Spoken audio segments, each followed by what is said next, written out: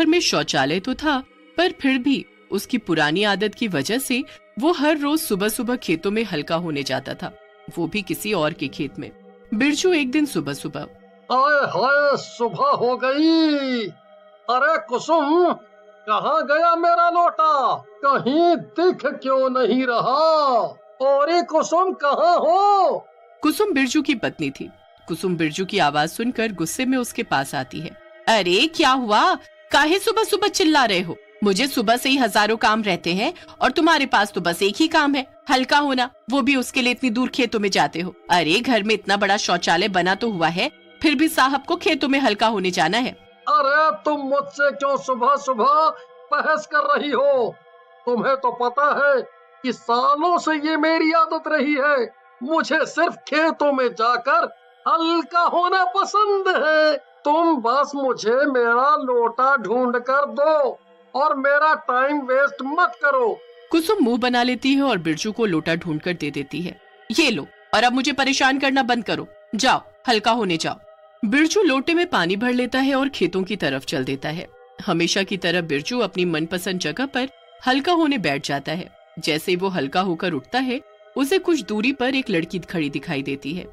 अरे मुझे नहीं पता था यहाँ मेरे अलावा कोई और भी हल्का होने आता है। एक तो मेरी इस कमजोर नजर की वजह से दिखाई भी नहीं दे रहा। कहाँ कौन है? लगता है कोई लड़की है। छोड़ो मुझे, क्या मैं चलता हूँ घर। पर तभी बिरजू देखता है कि वो लड़की उसी के पास आकर खड़ी हो जाती है। तब जाकर बिरजू को दिखाई देता है कि वो कोई मामूली लड़की नहीं बल्कि एक चुड़ैल थी। तभी चुड़ैल बिरजू को हवा में लटका देती है। सुन, आज से ये मेरा इलाका है। अगर तू दोबारा यहाँ दिखा या यहाँ हल्का होने आया तो मैं तुझे जिंदा नहीं छोड़ूंगी, समझा? माफ कर दो मुझे, अब मैं यहाँ नहीं आऊंगा। छोड़ दो मुझे प्लीज, जाने दो। चुड़ैल बिरजू को दूर फेंक देती है और बिरजू उल्टे पैर अपने घर भागता है। बिरजू को हांफते हुए देखकर कुसुम उससे पूछती है, क्या हुआ जी, क्या बात है? ये अचानक से दौड़कर आने की क्या जरूरत थी? हल्का होकर ज्यादा ही एनर्जी मिल गई है या कोई भूत दिख गया क्या रास्ते में? अरे भूत नहीं, चुड़ैल। क्या? अरे हाँ, सचमुच की चुड़ैल। तुझे पता भी है, आज खेत में हल्का होने के बाद जब मैं उठा तो वहाँ मुझे एक चुड़ैल ने पकड़ लिया। हाय राम, फिर उस चुड़ैल ने मुझे हवा में लटका दिया और दूर पटक दिया, और ये भी कहा कि अगर मैं दोबारा वहाँ दिखा तो वो मुझे मार डालेगी। हे भगवान, तो अब वहाँ दोबारा मत जाना। अच्छा हुआ आज उसने छोड़ दिया, अब सिर्फ घर का शौचालय ही इस्तेमाल करना। पर बिरजू इतना बोलकर किसी गहरी सोच में पड़ जाता है। वो अगले 1-2 दिन तो खेत नहीं जाता, पर उसके बाद तीसरे दिन वो सोचने लगता है, अरे यार, ऐसे कैसे काम चलेगा? यहाँ इस घर में शौचालय में तो हल्का होने में मजा ही नहीं आता और पेट भी ठीक से साफ नहीं होता। कुछ तो करना पड़ेगा। मुझे तो मेरी मनपसंद हल्का होने की जगह की बड़ी याद आ रही है। एक काम करता हूँ, कल फिर से वहाँ चुपके से जाकर देखूंगा, क्या पता अब तक चुड़ैल चली गई हो। बिरजू यही सोचकर सो जाता है और अगले दिन सुबह सुबह जल्दी उठकर खेत जाने के लिए तैयार हो जाता है। अरे कहाँ चल दिए तुम लोटा लेकर सुबह सुबह? याद नहीं क्या कहा था उस चुड़ैल ने? भूल गए उसकी मार? अरे तू चुप कर और मुझे शुभ काम के लिए जाते वक्त टोक मत, वरना काम खराब ही होगा। बिरजू बिना कुसुम की पूरी बात सुने खेत की तरफ चल देता है और कुसुम बस पीछे से चिल्लाती रह जाती है। खेत में पहुंचकर पहले तो बिरजू इधर उधर देखता है कि कहीं चुड़ैल तो नहीं। आहा, लगता है जैसा मैंने सोचा था वैसा ही हुआ है। वो चुड़ैल चली गई है। चलो अब मैं हल्का हो लेता हूँ। पूरे 3 दिन बाद मुझे ये सुनहरा मौका मिला है।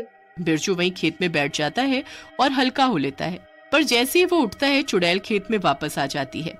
बदतमीज, तेरी इतनी हिम्मत, तू फिर से मेरे खेत में आया और यहाँ आकर हल्का हुआ। आज मैं तुझे जिंदा नहीं छोड़ूंगी। इतना कहकर चुड़ैल बिरजू को दौड़ा लेती है। बिरजू फिर से उल्टे पैर खेत से भागता हुआ अपने घर लौट आता है। अरे अरे, आ गए वापस और फिर से वही हालत। मना किया था ना मैंने, मत जाओ। आज तो किस्मत अच्छी थी जो बच गए। चुप कर जा, तू तो सब तेरे अशुभ बोलने की वजह से हुआ है, और अब तो मैं इस चुड़ैल से पीछा छुड़ा कर ही रहूंगा। आखिर ये खेत उसका कैसे हो सकता है? वो खेत श्यामलाल का है। मैंने कल ही उसकी बीवी से पता किया था। श्यामलाल और उसकी बीवी भी उस चुड़ैल से परेशान है। उसने मुझे बताया कि यही कुछ एक हफ्ते पहले ही उनके खेत में एक चुड़ैल घुस आई और खेत को अपना बताने लगी। जो कोई भी खेत में जाता वो उसे मार मार कर भगा देती, यहाँ तक कि उसने श्यामलाल को भी अंदर नहीं घुसने दिया।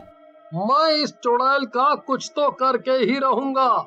जा रहा हूँ मैं श्यामलाल के घर। अब मैं और नहीं सहने वाला। इतना कहकर बिरजू आगे आगे चल देता है और कुसुम पीछे से चिल्लाती रह जाती है, अरे पर तुम उससे कहोगे क्या कि चुड़ैल तुम्हें उसके खेत में हल्का नहीं होने दे रही।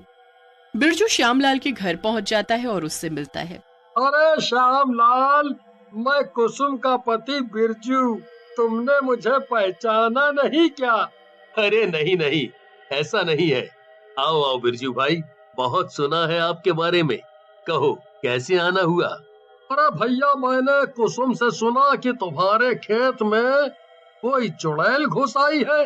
हाँ भाई, बड़ा परेशान हूँ। हाँ मैं भी। तुम क्यों परेशान हो बिरजू भैया? अरे वो अब अगर तुम मेरे गांव में ही रहते हो तो हुए ना तुम मेरे दोस्त। तो मेरा दोस्त परेशान तो मैं भी परेशान। पर भैया अब करना क्या है? कोई उपाय है क्या? अभी तक तो नहीं। ओहो, पर मेरे पास है। मेरे पास एक भूत भगाने वाला बढ़िया टोटका है जो मैंने अखबार में पढ़ा था। वो करने से जरूर चुड़ैल तुम्हारे खेत से भाग जाएगी। हाँ। अच्छा, तो जल्दी बताओ ना बिरजू भाई। इसके लिए हमें एक लाल रंग का कपड़ा चाहिए जिसके अंदर हमें कुछ लाल मिर्च, नींबू और माता रानी की एक फोटो रखनी होगी।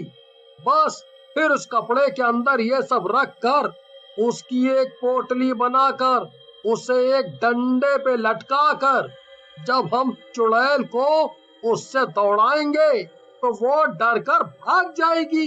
हाँ। अच्छा, ऐसा क्या? फिर क्या था? श्यामलाल और बिरजू लाल रंग के कपड़े में सब सामान रखकर वैसी पोटली बनाते हैं और उसे एक डंडे से लटकाकर खेत की तरफ चल देते हैं। खेत पहुंचकर बिरजू, ठीक है श्यामलाल भैया, वो चुड़ैल यहीं कहीं होगी। चलो उसे ढूंढते हैं और उसे तुम्हारे खेत से डरा कर भगा देते हैं। अरे बिरजू भैया, मैं तुम्हारा ये एहसान कभी नहीं भूलूंगा। तुम मेरे खेत बचाने के लिए कितना कुछ कर रहे हो। धन्यवाद। अरे अरे, ये तो मेरा फर्ज है। चलो चलो अंदर चलकर चुड़ैल को ढूंढते हैं। दोनों लोग खेत में घुस जाते हैं और चुड़ैल को ढूंढने लगते हैं। तभी उन्हें चुड़ैल दिखाई देती है। श्यामलाल, वो रही चुड़ैल। जाओ अच्छा सबक सिखाओ इसको। श्यामलाल बिरजू की बात सुनकर चुड़ैल की तरफ डंडा लेकर चल देता है और चुड़ैल उसे देख लेती है। क्यों रे श्यामलाल, तुझे मैंने कहा था ना अब से ये खेत मेरा है, तू फिर यहाँ क्यों आ गया? चल निकल यहाँ से, अब भूल जा इस खेत को हमेशा हमेशा के लिए। तभी श्यामलाल चुड़ैल की तरफ बढ़ता है और उसके पास पहुंचकर उसे जोर जोर से डंडे से मारने लगता है। हैरानी की बात तो ये थी कि वो डंडा सचमुच ही अपना जादू दिखाता है और चुड़ैल को उससे चोट लगने लगती है। अरे अरे बचाओ, ये क्या है? अरे अरे हाय, कितना दर्द हो रहा है, ये कैसा डंडा है? श्यामलाल चुड़ैल को दौड़ा दौड़ा कर खेत से बाहर निकाल देता है, पर जब चुड़ैल मार खा खा कर खेत से बाहर निकल जाती है तब वो बिरजू को भी श्यामलाल के साथ उसके पीछे खड़ा और मुस्कुराता हुआ देखती है। अच्छा, तो तुम दोनों मिले हुए हो। वाह श्यामलाल, तो ये बिरजू तुम्हारी मदद कर रहा है। पर क्या तुम्हें ये पता है कि यही बिरजू हर रोज सुबह सुबह तुम्हारे खेत में हल्का होने आता था? इतना कहकर चुड़ैल तो चली जाती है, पर श्यामलाल बिरजू को गुस्से से देखने लगता है। बिरजू को चुड़ैल की बात सुनकर श्यामलाल से डर लगने लगता है और वो उसके पीठ पीछे से भागने की कोशिश करने लगता है, पर श्यामलाल उसे रोक लेता है। देख श्यामलाल, मुझे माफ कर दे, मुझे माफ कर दे। मैं तो तेरा दोस्त हूँ ना। दोस्त? अरे नहीं, बिल्कुल नहीं।